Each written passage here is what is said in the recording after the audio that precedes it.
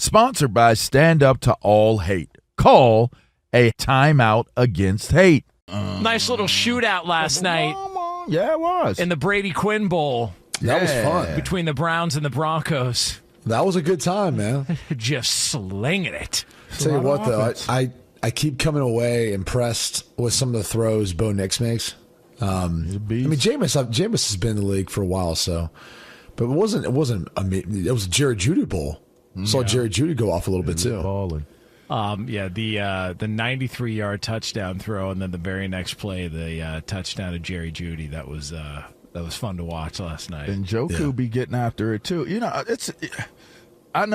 listen, Bo Nix, he may have taken the lead for Rookie of the Year. I think Washington and Denver have the same record at this point, or maybe Washington might be one better.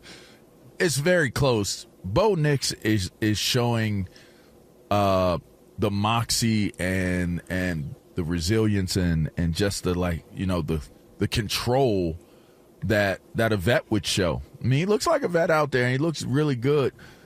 My major takeaway from the game outside of the Denver Broncos was how much better a position would this Browns team have been if they had did just what I had said early on in the year and just started Jameis Winston. That's why I was. I try to keep a straight face because I'm taking a shot at Q. I'm trying to arouse Q. I remember when you said that. You remember when I made that bold proclamation, like, why isn't Jameis Winston starting in this league? And the fact that they have him on that roster, and I know you got the gazillion dollar, the $250 million man on your team, but why aren't they starting Jameis Winston? Or the first moment it goes wrong, like when they reported, we're not afraid to start Jameis. Why did they not? They punted on the season, hoping that they could get something that I believe they had on the bench the entire time. And that is credit to Q because he did say it. That was my takeaway. This was two evenly matched teams. And I believe Denver came out on top. And listen, this is a team that's fighting for a playoff spot right now and could be a dangerous team, because they have a quarterback that can run the offense the way that Sean Payton wants his offenses to be ran, and they play defense. On the other side of it, you have a complete team, and you saw a complete team last night. What's sad is these are actually considered to be, one team is trying to prove that they're not an average team that's on the come up. The other team is just trying to salvage the season, but nonetheless, it looked like a team that was trying to salvage the season. I think they're a better team if Jameis Winston is the starter much sooner than what he was. I don't doubt that. I think the tough thing for Browns fans is this is 2 years in a row where you've seen quarterbacks besides Deshaun Watson, who you're paying a lot of money, operate better within the system, operate better for your team. Yeah. I mean, like what do you do? It's so punitive to try to move on from him. You could try to trade him, but I would say guys like Kirk Cousins, who are under contract, and maybe somebody float around trading him from Atlanta so Michael Penix can go play. Aaron Rodgers, who's under contract, I believe he has a no trade clause, though, so he'd have to agree to it to waive that clause. Either way, I'm not even sure he would want to do that. There's a list of quarterbacks who... Hey, look here, Aaron, you're going to get your ass out of here. I know you got a no trade clause, but listen, we're going to burn your ass up if you stay here. Maybe Woody Johnson just threats him with a jab. Take the jab or get out. Hey, Aaron Rodgers, you're going to get your ass up out of this building. You want that vax? We'll get your ass boosted, too, on the way out. But, I mean, you guys get my point. Where are these guys going to go? And the truth of the matter is, it's going to hurt you in your salary cap for at least next year, if not the next two. And every quarterback they've put in has been better than what we've seen from Watson. So I don't know. Like I said, I've been a big Jameis Winston fan, even before this year. I think you go back to that year in Tampa where he throws 30 interceptions. A lot of people write him off, and if you watch the film, you get a much better sense for, hey, that looked like a miscommunication. Didn't look like the guys were on the same page. Hey, that's not on Jameis. Now, I'm not saying he didn't throw 15 or 16 of those picks that were on him, which is a lot. But the 30, it's like it was a little bit outlandish when everyone kind of throws it on top of him and act like he was solely responsible for all of that. It just wasn't the case. He's been a good quarterback in my eyes. He just needed to clean up some of those things. And look, last night, it's tough because the Bonito pick six, it's like I don't know that he even saw him. The way the Cleveland receivers were stacked, probably thought, I can't remember if it was Njoku who he was targeting, but he kind of just stepped right in front of him. It would have helped if the Cleveland pass catcher stepped up a little bit. And then even the other pick six, it's like, it's tough, man. It's tough. And he missed some wide open throws too. He had Judy earlier in the game on a post that, it doesn't get much more wide open than that. And he airmailed it. So yeah, he did. He didn't play perfect, but he definitely made throws though. Yeah, he did. He makes throws and he bounced back. This offense has been better with him than it would have been with Deshaun Watson. Now, man. Listen, we all love Jameis Winston, and Jameis Winston, following the game, was very critical of himself, and also gave an impassioned speech to the Lord.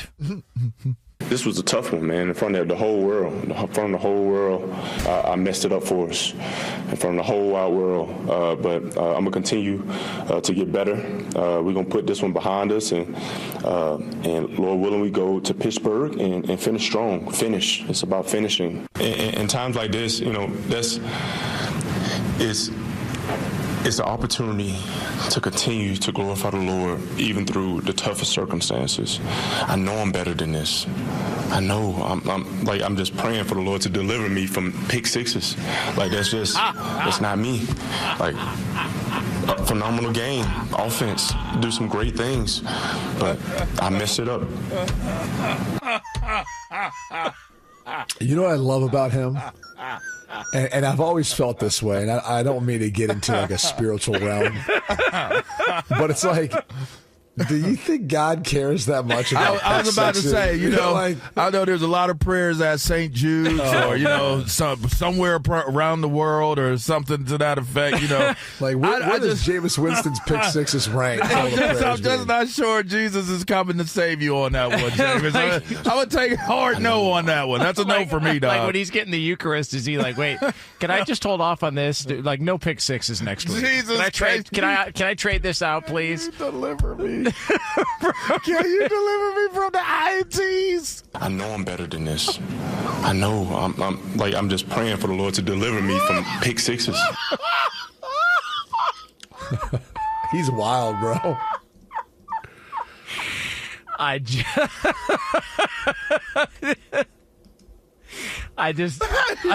There's no way that's real. He is the best, bro. I'm sorry. And he's at some point, there was the question, is this dude being serious? I'm still asking. He's 100% serious. I don't know. I'm going to tell you, he's 100% serious, man.